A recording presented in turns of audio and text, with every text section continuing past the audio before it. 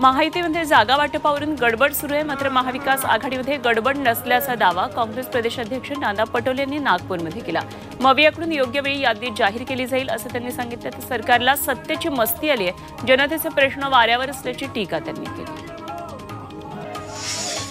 महायुतीतल्या जागा वाटपाबाबत अजूनपर्यंत अंतिम निर्णय झालेला नाही, मात्र प्राथमिक चर्चा उत्तम आणि समाधानकारक झाली असल्याचं भाजप प्रदेशाध्यक्ष चंद्रशेखर बावनकुळे यांनी नागपूरमध्ये सांगितलं। अंतिम चर्चा 1 ते 2 दिवसातून 11 ते 12 मार्चपर्यंत चित्र स्पष्ट होईल असंही ते म्हणाले।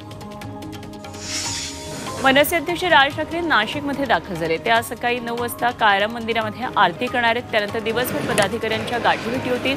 उद्या दादासाहेब गायकवाड सभागृहात राज ठाकरेंच्या उपस्थितीत पक्षाची बैठक आणि वर्धापन दिन मेळावा होणार आहे आणि आगामी लोकसभेचं रणशिंग राज नाशिकमधून फुंकणार का याकडे लक्ष लागलंय।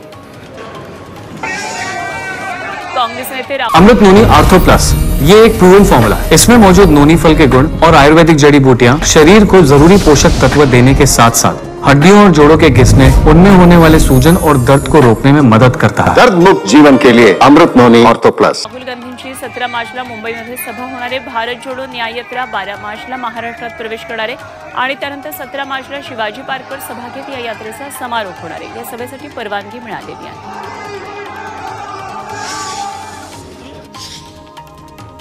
राहुल गांधींच्या भारत जोडो न्याय यात्रेमध्ये शरद पवार सहभागी होणार आहेत। नाशिकमधल्या चांदवड इथे होणाऱ्या राहुल गांधींच्या सभेला शरद पवार उपस्थित राहणार आहेत।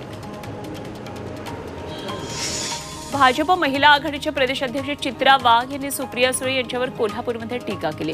मोठ्या ताईंचं मनस्वास्थ्य बिघडलं असल्याचं त्यांच्या वक्तव्यावरून दिसतं असं त्या म्हणाल्या।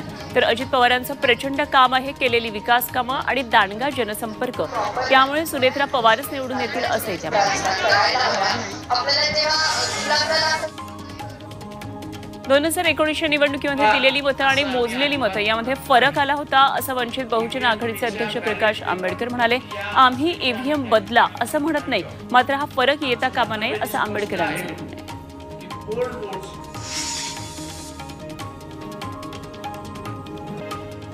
लोकसभा निवडणुकीत मराठा उमेदवारांमुळे ईव्हीएमवर संक्रांत येण्याची शक्यता आहे। ईव्हीएमवर सर्वाधिक 384 उमेदवारांची निवडणूक घेणं शक्य आहे आणि त्यापेक्षा जास्त उमेदवार असल्यास ईव्हीएमवर निवडणुका कशा घ्यायच्या याबाबतचं मार्गदर्शन करण्याचं पत्र धाराशिवचे जिल्हाधिकारी डॉ. सचिन उंबासे यांनी निवडणूक आयोगाला पाठवले।